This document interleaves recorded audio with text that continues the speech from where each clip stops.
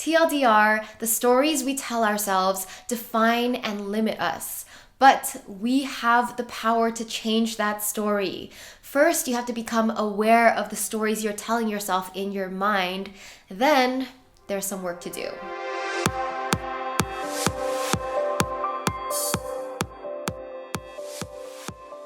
Today, I'm sharing how to heal from your past wounds, emotional baggage, and limiting mindsets. Essentially, how to take back control of your story, write your new ending, and transform your life for the better. If you want to know all the steps, keep watching. Hi, my loves. Welcome back to Lavender. So good to see you. Today, we're talking all about healing your past wounds. This is a workshop that I offered as a bonus in my Create Your Dream Life course that I came out with last year. So if you took that course, this is that workshop with a little bit of an update/tweak. Before I get into it, I just have to say that I am not an expert at any of this. I did not study psychology or whatever. I'm just a person that read a lot of self-help books, spiritual books, and I went through my own journey of healing from different wounds in the past. And these steps that I'm sharing are just things that have helped me in my journey working through my issues. And it really has helped me heal, and I've healed so much in the past 8 years or so. The first thing I want to shine light on is the truth that nobody is perfect. Nobody lives a perfect life. Everybody has issues, everybody has problems, and I've grown to believe that you're meant to have problems in life. You're meant to struggle, because only through struggling through the obstacles and challenges and the really tough parts of life do you actually grow and learn something, become a better, stronger version of yourself. So I do believe that life is not meant to be perfect. We're meant to struggle, but we're also meant to enjoy this experience of life. We're meant to see our struggles from a positive point of view. And that is where I'm coming at you with this workshop today. Here's a quote for you to think about. "The wound is where the light enters you." When I first heard that quote, I was like, wow, that is so beautiful and so profound. And it's something that you will understand more once you've experienced it. Once you've experienced some sort of healing, the wound is where the light enters you. Out of the darkness comes light. Out of the challenges, if you think of like soil, it's dark, it's damp, and like out of that is where like the most beautiful things grow. Flowers grow, trees grow, plants grow, and that is how the world kind of works. There's this balance of you need both the dark to have the light, because you need to have something to compare it to. There's like a juxtaposition of it. If everything was light, that would just be normal. If everything was perfect, that would be your new normal. And you really do need to experience the dark in order to appreciate the light. Another thing I want to bring up is to not judge people for their struggles or challenges. To not say, oh, you shouldn't be complaining about your struggles or your traumas because they're not as bad as these other traumas. Yes, there's a range of traumas and wounds out there, but we are not here to judge like whose is better, whose is worse, because everybody has a different pain scale, a different pain tolerance, and you just need to think of your own scale. It's all relative, because how bad your pain feels depends on all of your life experience leading up to this point. So if you've had like really mild privileged experiences, then something like getting fired or a breakup might really hurt you, because that's like the worst pain you've felt up till this point. And if you've had like a lot of tough circumstances in life, if you've gone through more trauma, more things, then maybe that same exact event wouldn't impact you as greatly. So that is to say, don't judge people for their pain or their problems. And the reason why this relative pain concept is important is because when we are young, when we are children, we don't have that much life experience leading up to that point. So anything that we experience, all the pain we experience in our childhood really hurts us. We really hold it, which is why a lot of like psychological issues or personality traits stem from the things that happened to us when we were kids, things that we've held, stories that we've started telling ourselves from, things that happened back then. So that is why it's important to go all the way back to your earliest childhood experiences to start to become aware of your story. All right, so let's move on to how to heal. First comes awareness and understanding, then compassion and forgiveness. Finally, learning and transformation. By the way, as I go through these 6 parts, I also made a workbook that you can download at the link below for you to fill out your answers and take notes along with me. So the first step to healing is awareness. This one is huge because not a lot of people are even aware of the emotional baggage that they need to heal. So ask yourself, what childhood stories or traumas stick out in my memory? And they might not seem like significant memories, but the truth is, if you remember it, it's significant. So jot down all of the events and stories that come to your mind when I ask you this question. For me, one of the big pains of my childhood was feeling unloved and unimportant. I felt like my parents didn't care about me. They kind of swept me off to the side. My mom was really busy working all the time. She was a single mom.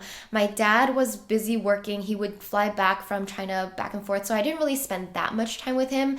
But at a certain point in elementary school, he left on a business trip and never came back, stopped calling, and there was no communication or explanation. I felt abandoned. I felt like he didn't care about us anymore. And ultimately, it left a deep scar. So with this first step, you really have to be honest and vulnerable with yourself. Give yourself some time. It might start flowing out some more after you get started, or just give it some space. But this step is really key to starting the whole healing process. The second part is understanding. So now that that event is in the past and you've had some space, some distance from it, how can you look at this situation from a more logical, unbiased point of view? And this is where you start to discover the new perspectives that you can look at your situation, because it's likely that after going through a traumatic experience, you thought of that experience in one way, in the same way your whole life up until now. And it's only when you start to see the new perspectives that you start to realize, like, oh, maybe what I thought wasn't true. Maybe it was just all in my mind. Consider any assumptions that you might have been making this whole time. What was true? What do you know is true? And what else were just, opinions or just assumptions that you've had? So considering the realities of that time, my dad came to the US for opportunity, met my mom, got married, had me, and then he was going back and forth between China and US for business. And at that time, people were coming to the US because they thought there was more opportunity here, but then China started blowing up and becoming more economically prosperous. So that's why my dad went back over there and he just stayed there. And there was a point in the conversation of him wanting us to move to China and live there. But my mom's whole family is here. She's really wants to be in the US. I wanted to stay in America. I think going to school in the US was a better choice for us. And so that's one example of another perspective of why that happened. Also, Asian parents are horrible at communication. They think kids don't understand anything, so they don't say anything to the kids. Both of my parents are just really bad at communicating in general. So I can see how nothing was communicated to the kids, and people just grew apart. And it's not because he didn't care about us per se, but there were a lot of other factors happening at the same time. Hopefully this exercise will help you understand your situation more clearly, be able to see new perspectives, and to see all the possibilities of what could have been true rather than just your one point of view or your one assumption. The next part is compassion. So let's start with self-compassion. So you have to be compassionate to yourself. What would you say to your younger self going through that thing? If you were to go back and look at your younger self with love and compassion, what would you say to her? Would you give her a hug? Of course you would give her a hug. You would tell her that she's beautiful, she's worthy, she can make it through this, no matter how hard it feels at that moment. Being able to see your younger self with love is a huge part in healing that inner child within. And we all have an inner child within us that wants to be loved, that wants to feel important and worthy. And so what would you say to that person? What would you say to that younger version of yourself? And that exercise in itself is so powerful for healing, to be able to look at yourself with love and compassion. The next part of this compassion part is having compassion for all others involved in your story. I don't know how many people are involved, but having compassion for each human being involved. This might be really hard for some of you because depending on your story, depending on how bad the trauma is, it might feel impossible to have compassion for this person. It just might not be doable, and that's okay because maybe you just aren't ready right now, and maybe you'll be ready like a few years down the line. It's a process, guys. So having compassion for the other people in your story is learning to put yourself in their shoes and asking yourself, why did they do what they did? And maybe trying to empathize with them. Maybe they were going through a tough time, because hurt people, right? Like there's a term for like generational wounding, like generations of people hurting each other in this like this negative cycle. So you can start to empathize and then see if you have it in your heart to find love for that person. So an example that I saw recently is, I don't know if you guys watch Queer Eye, but there's one episode with the guy in the wheelchair. He's like so inspiring. Anyway, this guy was shot and he was able to confront the guy that shot him 6 years later after he's been paralyzed from the waist down. And the guy that was paralyzed spent years wondering, why did this guy shoot me? I don't know if I had any animosity with him. Like, why did this happen to me? And it's really frustrating to not know. So when he was finally able to confront the guy who shot him and get some clarity, he realized that that guy shot him because he was afraid of getting shot himself, because they were just in this like situation where a lot of people had guns and the guy just shot him out of like self-defense just because he didn't want to get shot. And so hearing that, like he didn't even need an apology. No one apologized to each other. And the guy in the wheelchair ended up saying like, you know what? I would have done the same thing if I was in your position. I understand. And thank you. Thank you for what you did to me. And that really showed how if you were to able to empathize and put yourself in another person's shoes, you might be able to understand why they did what they did, and you might not be so like frustrated or hurt over it. The next part is huge, and that is forgiveness. Forgiveness. Let me put it in like big words here. Forgiveness is so important. And that is something that I had to work on in my 20s, just learning to forgive my dad, learning to forgive anyone who has hurt me in the past, because I learned that forgiving others for hurting you is learning to forgive yourself. It's learning to release the burden that you've put on yourself all of these years, because when you are holding a grudge or when you feel pain over something, like that weighs on you and it's hurting you more than it's hurting the person that did it to you. You know, those people have probably moved on with their lives, and if you're still carrying that pain with you, that is not helping anybody. So learning to forgive is a part of self-love, because if you love yourself, you don't want to hurt over the situation any longer. So simply learn to let it go, and that is through forgiveness. That being said, forgiveness is also a process, and it is not always easy. But the fact of the matter is, whatever hurt you is in the past. You are living now in the present moment. So anything in your past, if it's not serving you, if it's not helping you, like it's okay to drop it and let it go. Oprah has a quote: "Forgiveness is letting go of the hope that the past will be any different." Because the past is not going to be different. It's going to be the same.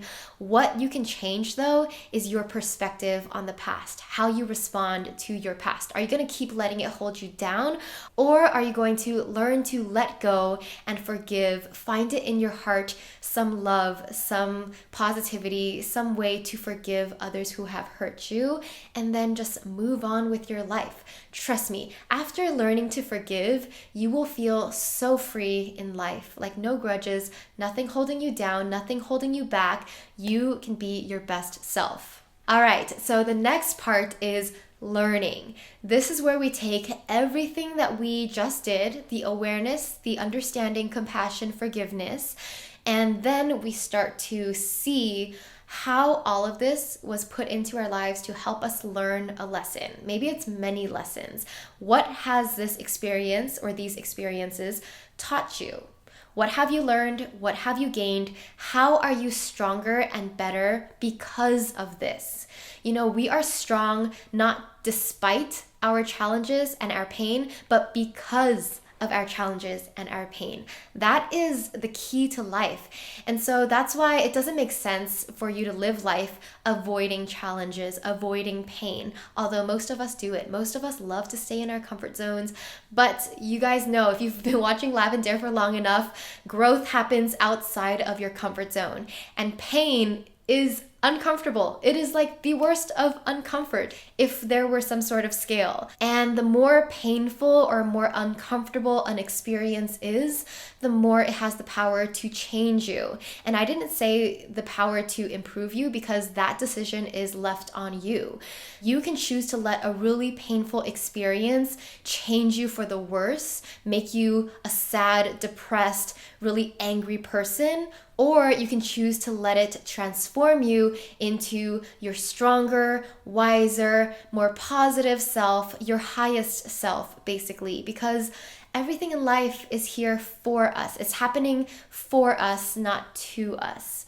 Does that make sense? It's simply a shift in perspective. Rather than complaining about all the problems that you have, understand that your problems are here for you, to help you, to make you better. And so this is the part of your healing where you're like gaining all of these lessons. So don't let these lessons go to waste. Otherwise, if you don't learn these lessons, you repeat the same problems, you repeat the same mistakes over and over again. And this is why some people relive their traumas, because psychologically, like, that's what they've been through. It was so painful, and yet that's what they're comfortable with. That's what they know. And so like they go from abusive relationship to abusive relationship. And obviously there's more reasons and there's more to it, but yeah, don't get yourself in that position. Really be aware and learn from your pain. This is also around the point in your journey where you can start to have gratitude for your pain. So you start to feel grateful for what you've been through because it's shaped you into a better, stronger version of yourself. So gratitude is really a big part of this whole healing process. But I really think it happens like each step along the way, but just putting it out there because I don't think I mentioned it yet. Finally, we've made it to the last part, which is the transformation. First, let's talk about rewriting your story through the eyes of love.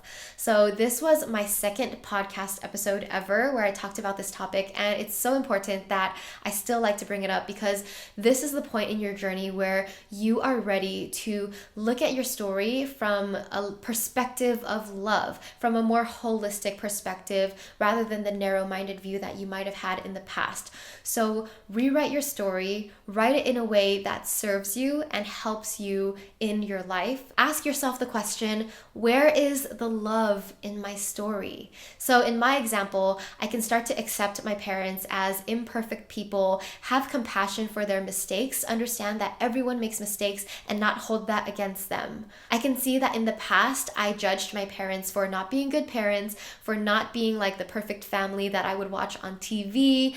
And now I can see that they were doing the best that they could at that time with their resources. I can also see that there was a lot of love in my life that I wasn't focusing on back then because I was focused on both of my parents not being around. My dad left us in China. My mom was always working, but my mom would always drop us off at my grandma's house where I had a lot of cousins, a lot of aunts and uncles always like coming in and out. And that was love. And I didn't realize that. Having a big family is something that I took for granted when I was younger because I thought that everyone had a big family. I thought that everyone had over 20 cousins and 20 aunts and uncles, but no, it's actually quite rare, and now I really, really appreciate that. The next part of your transformation is rewriting your limiting beliefs. So ask yourself, what limiting beliefs might I have from this experience? So you have to start to understand how those stories you've been telling yourself and the mindsets that came out of that experience and those stories might have been holding you back in different areas of your life. For example, me feeling like my parents didn't care about me made me have low self-worth and low self-esteem. I was already a shy person, but the fact that, they were so busy with their own lives, I really felt invisible. And that in turn affected my social life because I felt like other people didn't want to be friends with me. I felt insecure. I felt uncool. And I know a lot of us deal with similar issues like that. So it's a matter of understanding why you have certain fears, worries, or anxieties, and how those things have been holding you back in your life. And this is where you can start rewriting those limiting beliefs, transforming the stories that you've held about yourself for so long so that you can become a better person, a person that's not held back by those limiting thoughts. So after all of this inner work, and I know we went through a lot, but you can finally take back control over your life, over your stories that you've told yourself, and write a new ending for yourself. This is what Lavender is all about, really like creating your dream life, writing the ending to your story. I mean, what's happened in the past is in the past, and we've done what we can to heal from what we can heal from, and then let go of what we can let go of. And all you have left is the present moment, and to be able to ask yourself, how do I want to live my life moving forward from here? What good will I take with me and what bad will I leave behind? That is how we gotta live our lives, step by step, day at a time, taking the good, letting go of the bad, healing from what we can, learning from what we can. Like I said in the beginning, life is not perfect and it's not meant to be perfect. Nothing is meant to be great all the time. You're meant to have highs and lows. You're meant to experience pain. And what defines you is what you do with that pain. It's how you let that pain transform you. Do you let it bring you down, or do you let yourself rise up to an even more epic version of yourself? I don't know how else to put it, but I hope that I made it very, very clear that we are here to learn and grow. We are here to enjoy this experience of living life. And it is very, very possible to heal from your past wounds and traumas. I hope that this little workshop helped you guys. Let me know your thoughts and comments down below. Let me know if you think I missed anything. I tried to be as comprehensive as I could without making it way too long. Love you guys so much, and I will see you in the next one. Bye.